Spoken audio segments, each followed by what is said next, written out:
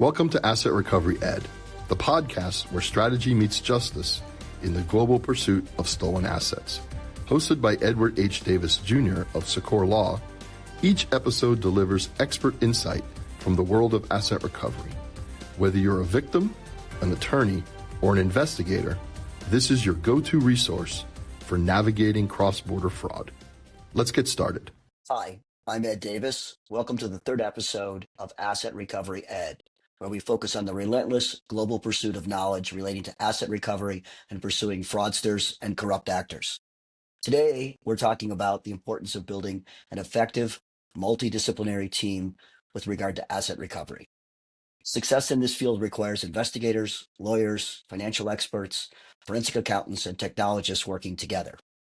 Joining me in this discussion are DC Page from V2 Global, a firm known for its intelligence, investigations, and security services, and James Pomeroy from Grant Thornton, a global leader in audit, tax, and advisory services with deep expertise in forensic accounting and financial investigations. And both DC Page and James Pomeroy have worked with me on cases in their capacity as investigators and forensic accountants. So I'd like to start with sort of a question to both of you on this issue, which is sort of a very open question, which is why is this practice, like so many others in the practice of law, not a solo lawyer, and I'll use air quotes when I say solo lawyer practice? James, why don't you start us off? Well, thanks, Ed, and thanks for having me on. This is really great. The question of why it can't be a solo lawyer practice, it comes down to there are too many moving parts, and just like any team, you don't have a single individual, I guess, unless you're playing tennis. You need to have people covering all the bases. So, you and I, both hockey players, there's a reason you don't have, a team full of goalies. You have one goalie and you have five players on the ice. Everybody's playing a different position, serving a different role. And it's the same thing with asset recovery. There's just, the complexity of the cases, the international breadth of the cases. It just takes away that ability for any one person to do this work on their own. DC, what's your view on that? Yeah, to amplify on James' comments, and also thank you. What an honor to be here, and congratulations. No, thank you guys for joining me. Great show.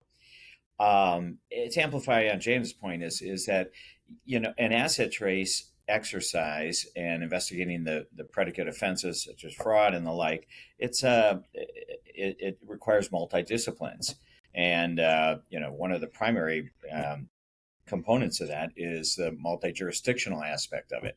So not only do we have, as James said, the legal, the financial, the investigative, but we have many jurisdictions that we need to traverse in all asset tracing exercises. Well, if I'm the victim of a fraud, whether I be a corporation or a liquidator or an individual, I think that's a very intimidating concept, right? That all of a sudden I have to hire a team. So why don't you guys give me some thoughts about why teamwork is critical here and in these complex cases, and how have you seen in your experience, and not just obviously working with me, but in general, how effective teams work together? James, over to you. Sure. Effective teams have to overcome a multitude of obstacles, and that's why, referring back to my sports analogy, you have specialists, and again, carrying on that analogy, and in football, you have people who only play, come out onto the field to kick the ball. Otherwise, they're watching from the stands. And as long as a team can work together, everybody understands their role, then you can overcome these obstacles and these hurdles as a group and as a team. The complexity of these frauds these days, from a financial perspective, from a data perspective, we encounter so much information now, whether it's financial data, bank data, email data, text data, social media data.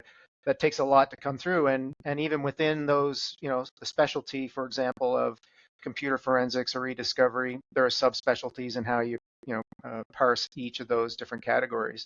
Similarly, I'm sure DC may comment as well that there, certain investigators have certain specialties, whether it's jurisdictions, whether it's the type of fraud, art fraud, financial fraud, those kinds of things. So having a proper team in place is is essential. You don't always know who you're going to need right from the very beginning, and it often evolves as you go and find new targets of value or assets.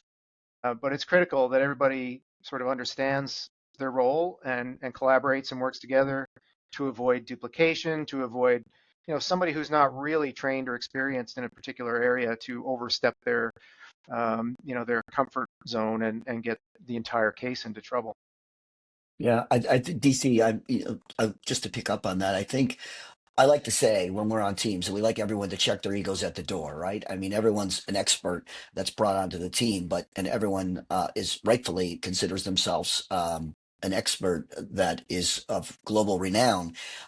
But the key to working together, I think, in some ways, is just all collaborating and no voice is unheard, so that we get as much input as possible to solve the client's problem. Picking up on what James said. Give us some examples of how you've seen teams in the asset recovery setting work together, and maybe some dysfunctionality as well. I mean, what are the things we should be worried about? Right. Well, teamwork, is critical in these complex cases. It's simply because fraudsters are smart. At the end of the day, they're creative, and more importantly, they have a head start. So a lot of these fraudsters in these complex frauds are well educated, serious business people, and they've been perpetuating this fraud and perpetrating this fraud for many years in most cases, and so they've devised their own schemes. They've got legal consultation. They've got financial consultation. So they know what they're doing. And the Yeah, only they're well funded, aren't they, DC? There because they're fighting you with the money they stole. Exactly, and they typically have more money than the people chasing them than we do. And frankly, that's why we're chasing them. It's because they have more money, and the so this head start and their creativity really requires the same response, and we need a multidisciplinary team because if we ever try to do it on our own, I couldn't handle the legal complexities. You couldn't handle the cultural nuances in Cyprus that you need to navigate in particular cases or wherever it may be. And I certainly couldn't handle the financial or forensic accounting side of it as James' expertise shows us. So that's the real reason. Fraudsters are. Sorry, it's a great point Go you ahead, make. James. Sorry, it's a great point you make about, Ed, that these guys, these people are well funded and educated, as you say, DC. And Ed, not to jump ahead to kind of war stories, but you may recall one case that we had where, we found information that the gentleman, as soon as he was served with, the complaint, started to Google, how to protect assets, how to hide assets. He put together his own asset hiding team, finding out about trusts in different jurisdictions, looking up how to open offshore bank accounts. So to DC's point, they're quite clever and they understand the need for teams, whether it's a legal team or whether it's a asset dissipation and tuck away team. So we have to kind of keep up with that kind of thing. Well, let's pick up on a word that both of you have used, which is response. I mean, to me, clients reach out to someone to help them when they discover they've been defrauded, and it puts us all into the position of first responder, right? At that moment, right? And so I think one of the things that I'd like victims in particular who may be watching this podcast is to come away with an understanding that it doesn't matter whether they reach out to an investigator or a forensic accountant or a lawyer. Ultimately, you need all of them on the team. And it's the key is for those other folks on the team to realize that they need those expertise or that expertise or those skill sets ASAP, because speed is absolutely critical. So why don't we talk about, cases just for a minute where sort of you, DC, for example, get the first call, if you will, and you're the first responder. How do you do that? Because I know how I have to deal with it when dealing with a client. We're starting to introduce to them, look, this is beyond just picking up the phone, calling one person, and they're going to solve your problem. This is something that's going to require, as you said, a multi-jurisdictional and multidisciplinary approach. So, you've now got the phone call. It's your phone rang 5 seconds ago, and they're saying, "I've been defrauded." How do you handle that? Well, you first develop the fact pattern, understand the case, and then you need to really look at the complexities of the potential fraud and the victim's position, so on and so forth. And once you got a better understanding of what's happening, then you have to start feeding the idea slowly to the client that, wait a second, we can start and look for assets to see if there might be something out there. But if we get the hint of some assets in that we could potentially recover, we need to drill down on the evidence that gets us there, and so you have to bring in forensic accountants. There's all the legal components with the jurisdiction, so on and so forth, and that. So now Mr. and Mrs. Victim, you need to start bringing on these additional professionals, or hence we'll put the team together for you, and which is typically the best way to approach it. You, James, I know you've been in the position where, quote unquote, you get the call or GT gets the call. How do you do that? How do you start to introduce the concept, and then how do you start putting that team together? Yeah, like to echo some things that DC was saying, triage, we have to understand as much as we can, as quickly as we can about the case and the facts, but also what is the objective and what is the commitment that the client or the victim has.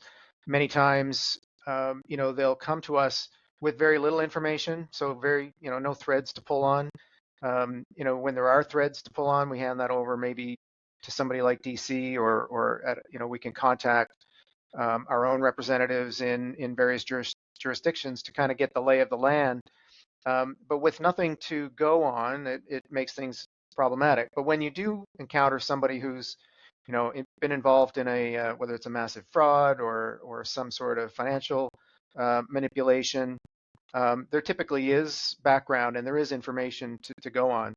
So once we kind of breach that threshold, then I start to think of, all right, start to think of our own team, or sort of start to think of an initial team.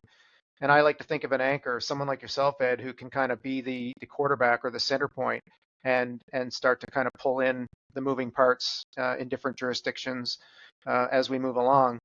I might already have consideration for some investigative needs in a particular jurisdiction, or for the potential need for a liquidator to take control of assets. So already kind of giving some thought to those initial members of the team, but looking for an anchor, somebody who, from the legal perspective, can direct and impart the strategy, and keep everybody kind of moving in the same direction, in the right direction. Somebody who's got lots of experience and capabilities. Well, that's, just to pick up on that, and I don't want this to come across as a self-serving statement, but I like to get the umbrella of privilege and confidentiality as much as possible over the case as fast as possible. And therefore, I'm of the view, and I'm certainly open to discussing it from both of your perspectives, um, uh, that we should get a lawyer involved right away, because you want to see if we can get as much of the work that DC is doing and that you're doing, and other technologists or other people that are working on the case, that within the attorney-client privilege or within the work product privilege, to the extent it applies on a jurisdictional and diverse case where you have maybe 5 or 6 jurisdictions involved very quickly. What's your view on that? Let's start with you, DC, because I think this is an important point that clients may not get. Obviously, both of you have been sensitized to it over the years. Well, I agree with you as far as the privilege component. Work product privilege is paramount on the investigative side because of the different techniques we use, and and the mishits, and we go down this avenue, it doesn't work, so on and so forth, and you don't need that showing up in discovery. No, no, some, but sometimes our clients do point us in the wrong direction, and we need to figure that out. But that being said, is the privilege is an important component. Frankly, we won't typically take on a case without that component. So the legal component is important, but to me, the end game is, the objective is to recover assets. That's a legal exercise. That's something that has to be done through the courts or some type of settlement, whatever that may be. So if counsel's not involved from the beginning, this isn't going to work to the end, because I could be going, James could be, we could be going down some rabbit holes that have no legal bearing. They don't play into the to the final scenario or the recovery scenario. So I think it's paramount that legal take a not only an initial role, but I'm with James. It's better off to have them running or overseeing the team. James, Yeah, your view. no, I agree 100%. And I was, in my notes, I have it's important to get right from the beginning, because if you screw that up from the beginning, you're toast all the way along. So quite often, depending on the nature of the situation, we'll be engaged by the lawyer directly, as opposed to a client, or perhaps client's in-house counsel, um, in order to prospectively plan for the privilege issue. We make sure that our work product is labeled properly. It's channeled through the lawyers. Where it's draft, it's clearly marked so. Where it's privileged, confidential, it's clearly marked so. And so that's part of our routine. That's part of just the way that we work, and it's important to get that set up from the beginning. But be conscious of it throughout. It's easy to kind of lose sight of that. The case may be trucking along, and there's no real issues of privilege, and then all of a sudden you encounter one, and it's you can't sort of unwind and go back to the beginning and implement these processes. So yeah, it can be it can be quite a frustrating issue as well. And we've had a number of cases where privilege has kind of gotten in the way of some really strong evidence that we would otherwise like to have imparted. From a liquidator standpoint, where you may have taken over certain levels of privilege, but not all. So yeah, these are the kinds of things that we'd like to consider, but also ensure that that's overseen by a law firm who really understands, obviously, and keeps everybody on the same track. I think one of the, can I just mention one thing, DC, because I want to come to you on this point and make your point then. I think, drawing on your law enforcement background, chain of custody is critical. You got to get that right from the beginning, because the fraudsters will exploit, and the corrupt actors, they have great lawyers. They will exploit every mistake that is made. And so if you mishandle evidence, or you don't properly document how you got it, where you got it, it could really come back to haunt you later. Obviously, I want to hear the point you were about to make, but I'd love you to address that as well, because that's another reason I think having counsel involved early, so you have someone to bounce stuff off of and say, what about this? How should we do that? And do you think this is going to be a problem, or could be a problem for us down the road? Right. A good point. Chain of custody is critical in these matters. I was going to mention the component of legal counsel and under the privilege, directing the investigation. You also need a one point of contact for the victim. All the team members can't be talking to the victim or the client directly, and that.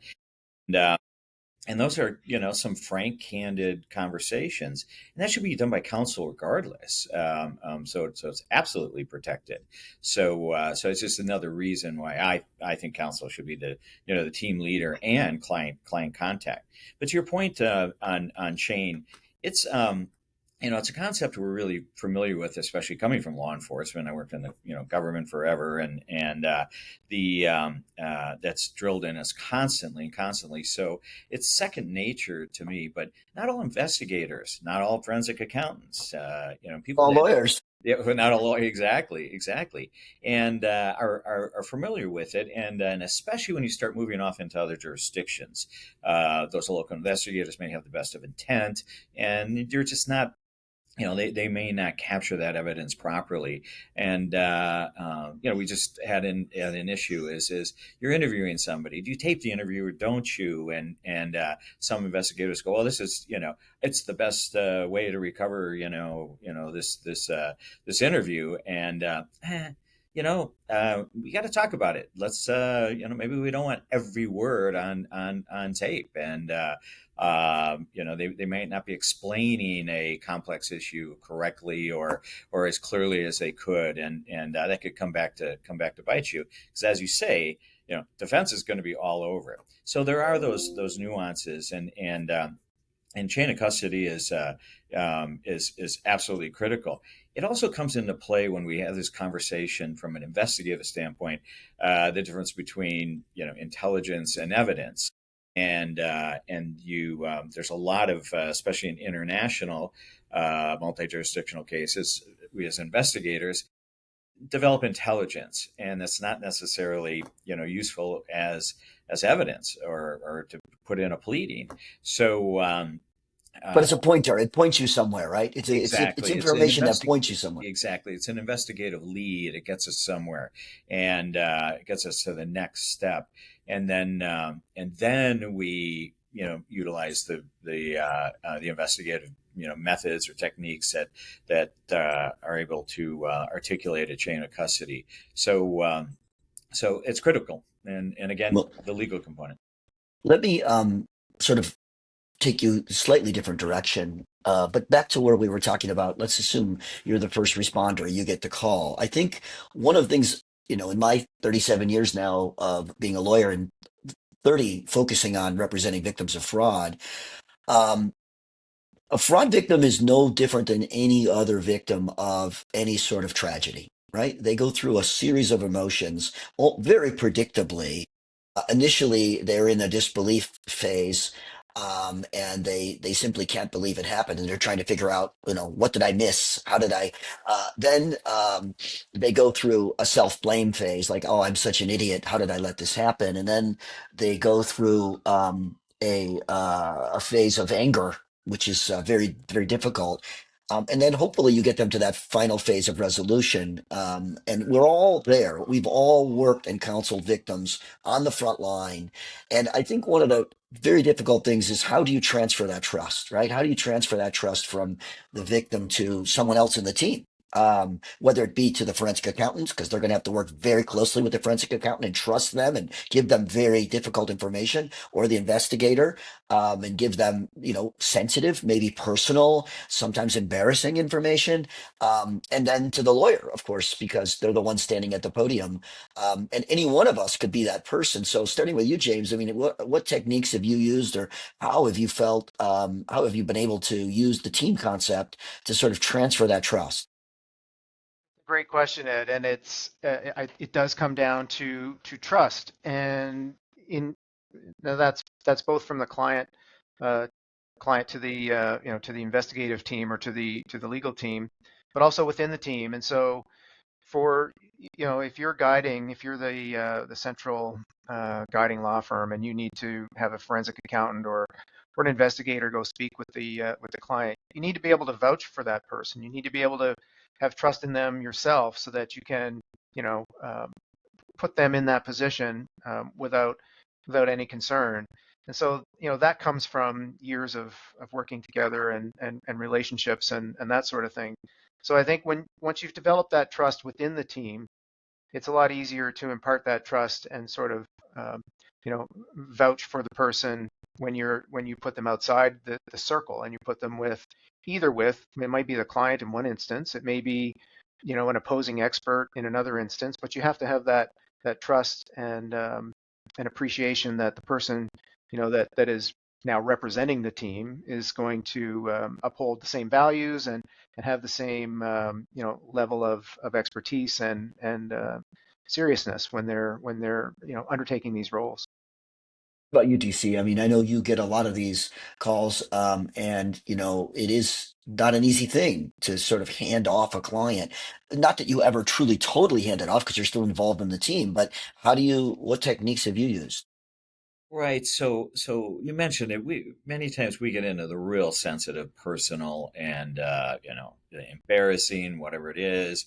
I just had a client that was a victim of a couple $1 million worth of pig butchering scheme, meaning it was a romantic approach, and they invested a lot of money into it, um, and extremely embarrassing. I typically use two methods. Number one, I try to create confidence in us and me, and then the team, and demonstrate our expertise, our experience, and the like, so they trust us in that regard. But I also use empathy. I try to say, listen, we've done this before, we've seen this before.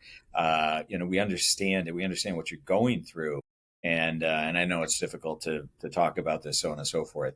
But you can trust not only me, but the entire team, and you can convey that to the others. So would you say that the quality of having empathy and understanding, what the victim is going through? I mean, all of us probably at some level, somewhere along the line in our lives, have experienced some trauma, whether it be sort of a lack of trust or a financial issue that's come up in our lives, or losing somebody that's special to us.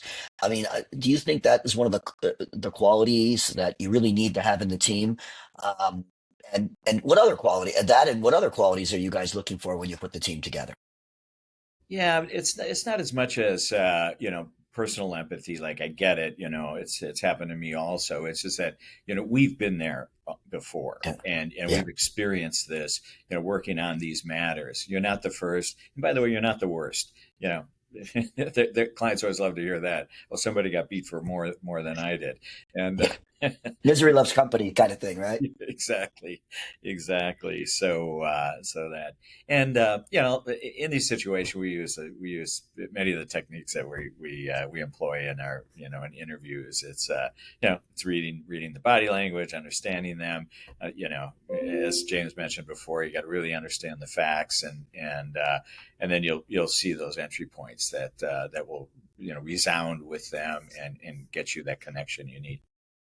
How about you, James? Qualities, including empathy, that you're looking for when you build a team. Yeah, I mean, empathy kind of, I think, comes with a certain degree of experience. So when I'm looking for a team, I'm looking for a senior member of that team to be just that, experienced and have been in the trenches. And like DC says, we've seen it all, so nothing phases them. And I'm not to the point where you kind of look past that. I think you still have to have that level of empathy because it can be easy to kind of just look beyond this person's situation and just see it as another job.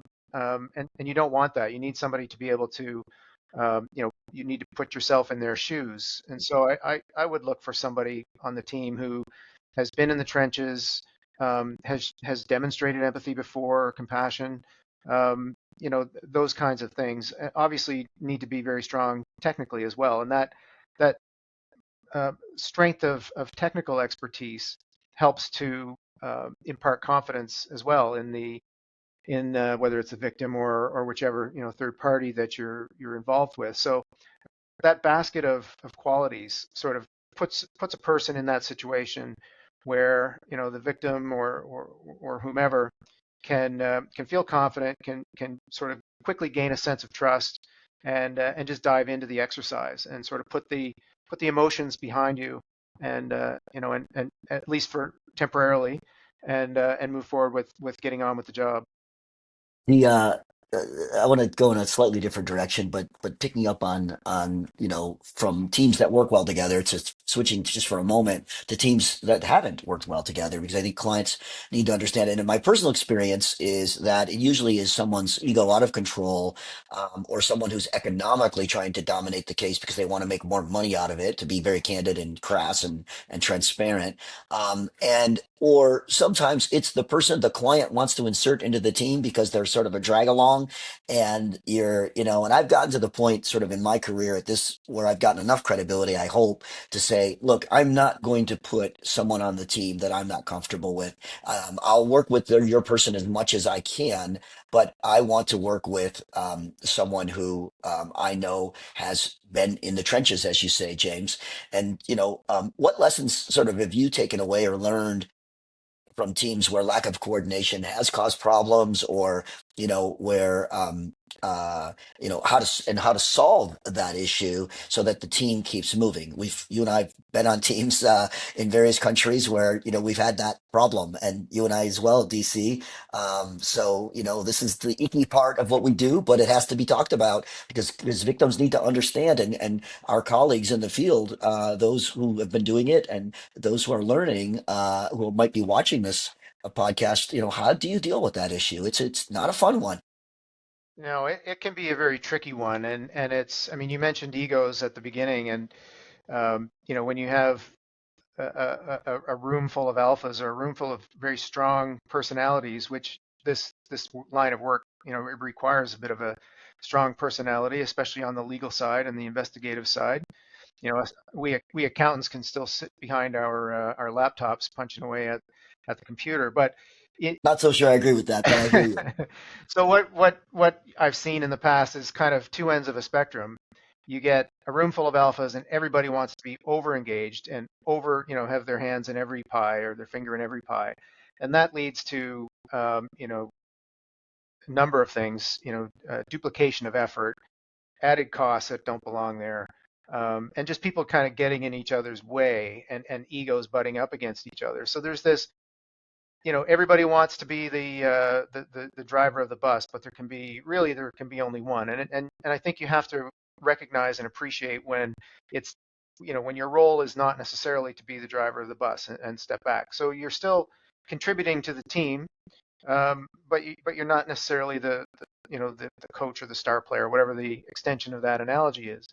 The other end of the spectrum is when somebody is disengaged, and I'm sure we've all been there when you're sending countless emails to someone in a foreign jurisdiction, for example, or it doesn't have to be, it could be on your own team, and they're just not responding, and they're not coming to the organized regular updates. They're just not up to speed on what's going on, and so when you finally do reach them, it's a real issue to get them engaged for the issue at hand, and then they kind of go silent again. So there's two ends of the spectrum there, and that it's the latter, the disengagement, that is really difficult to overcome. If you're at the other end, and you've got a bunch of people that are butting heads, at some point that does kind of come to a head, and somebody's got to stand up and say, wait a second, this is not going to work if everybody is trying to be the boss. But when it's disengagement, it's really, really hard, and really a challenge to kind of pull somebody out of that. I mean, they may be distracted by other cases, they've got lots going on, or they're just not up to speed on the current facts. So yeah, that has been a real challenge to try and overcome. To amplify on James's point, there is big personalities are really an issue, and you got to be able to tame them. Hence the team members having experience with each other and respect, and that really plays a big role. But team members, they can't compete. They can't compete for the client's attention. They can't compete for budget. As soon as that happens, you start really having difficulties, and I find that we've all come across that many times. Is that even the lawyers who are managing the case start competing for the client's attention, and then others are trying to elbow out. It happens a lot to the investigators. Let's elbow out the investigators. That'll give us more budget on the I'm not saying you do it, James, but the accounting side or the legal side or whatever.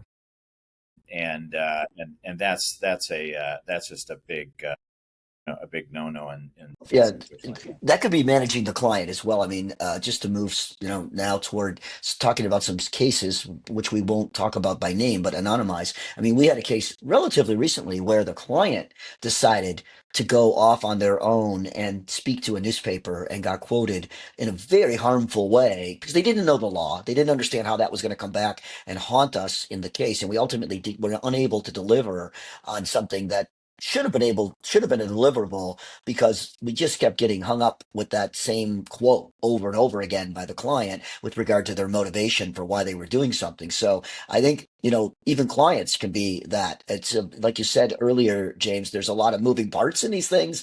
And you're like, oh my gosh, I didn't think of that. I didn't think, to tell that person to chew their food before they swallowed. I thought they would know that, right? But maybe we should talk a little bit about because we're pushing the envelope a bit, but we don't mind going a little long on this one because I think this is a critical one. And by the way, just for the viewing or listening audience, this is not going to be the last one of these we do on teamwork.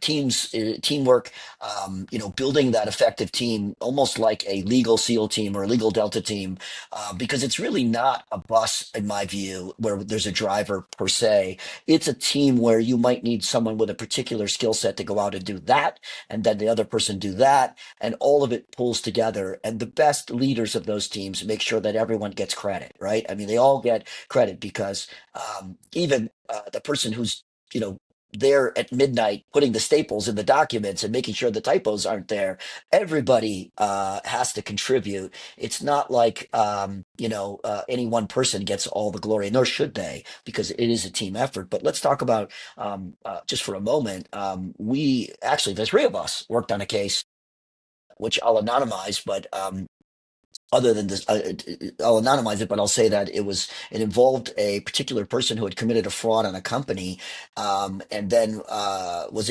ultimately got an arbitral award against them. And our team was brought in, we initially, and then involved you guys because there was a fraud ongoing, and this fairly very sophisticated, excellent firm that focused on arbitrations really didn't understand the nuances of asset recovery. And in that particular case, I think we had 7 or 8 jurisdictions. And DC, you were following folks all over the world, gathering evidence to refute what they were saying. And James was pulling together, massive amounts of emails and documents. And we had counsel in other countries involved because we had to coordinate all of that. Give me some lessons or takeaways from that experience, James, that sort of you've been able to incorporate in your practice. I think one of the main takeaways was you have to kind of corral the team, and in that particular instance, you know our firm was appointed as a trustee, and so there were some reporting requirements in terms of fees and progress and that sort of thing. And so one thing our team in Cayman is really good at is project management, and it's not just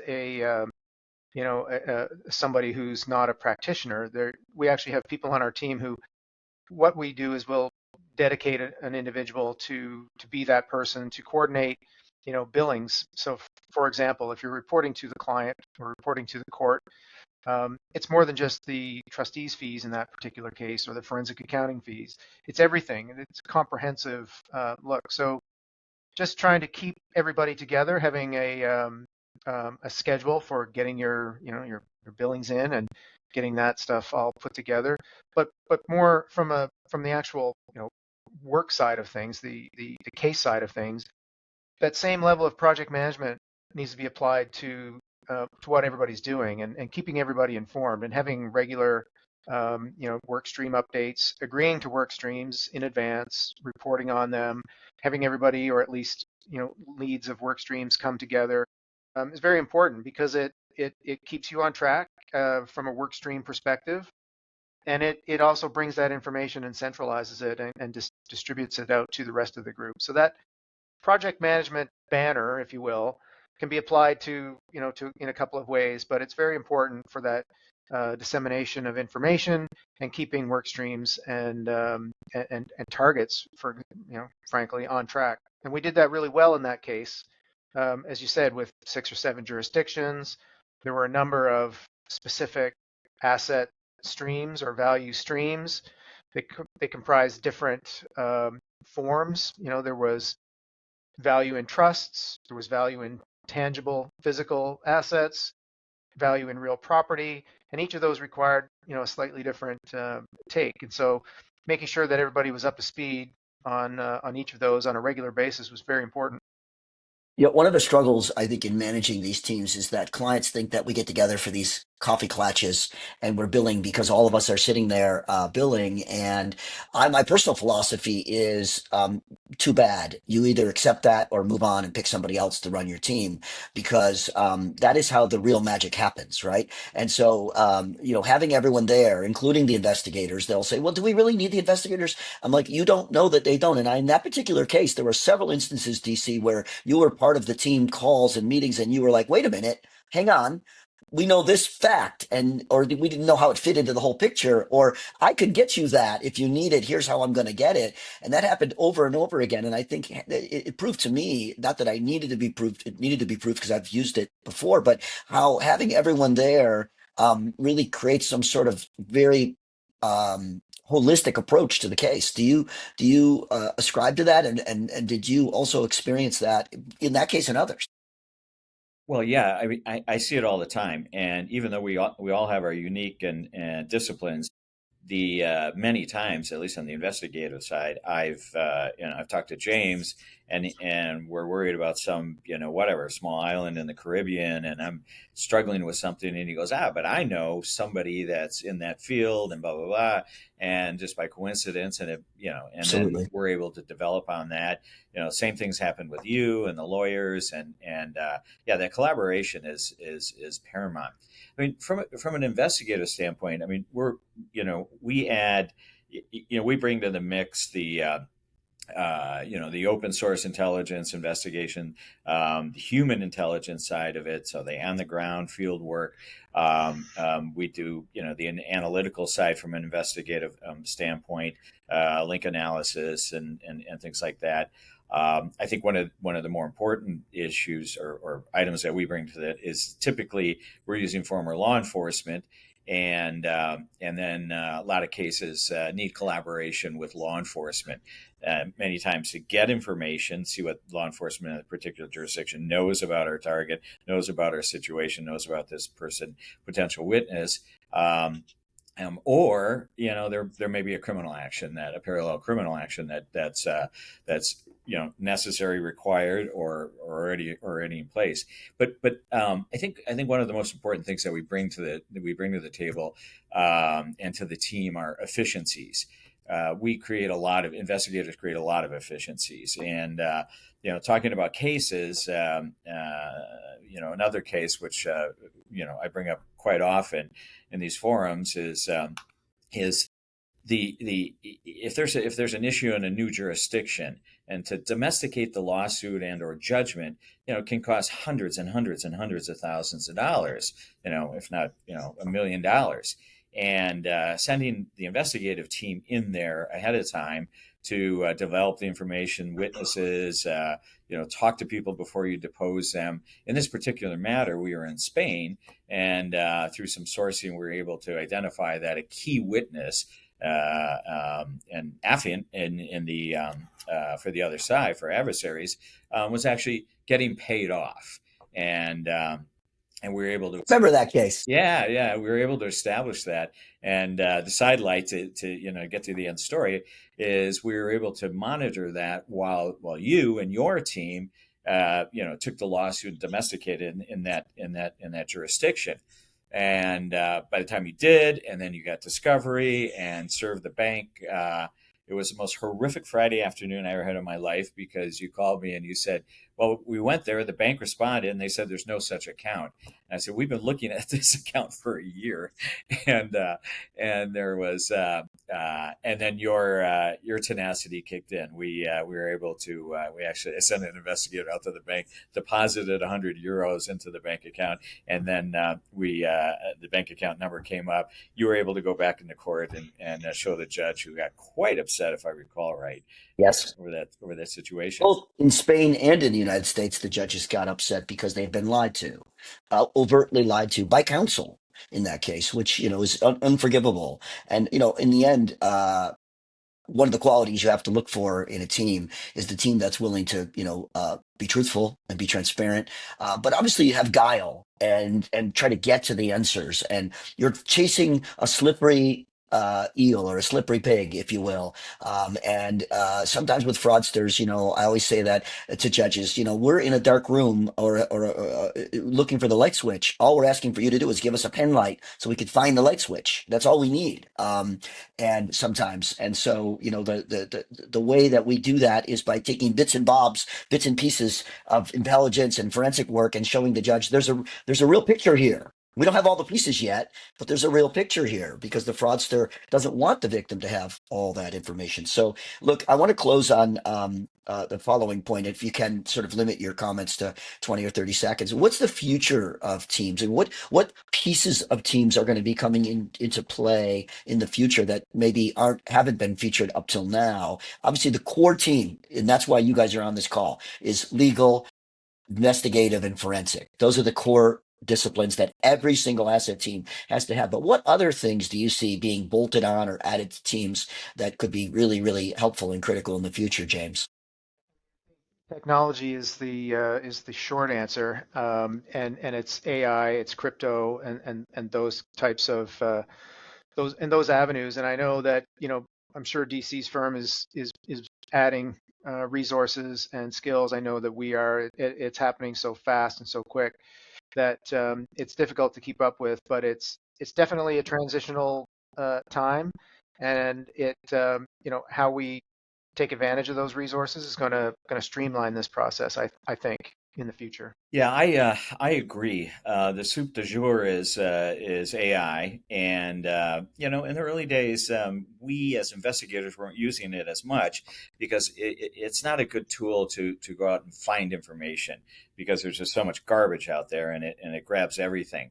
It's great as an analytical tool, but now we're finding AI really helps us. And more integral to our investigations because the fraudsters are using it more and more. Fake identification and deep fakes, and they're utilizing this all the time. Not to mention, as James said, crypto and the like. So AI is becoming a bigger and bigger part of the investigative side of the equation.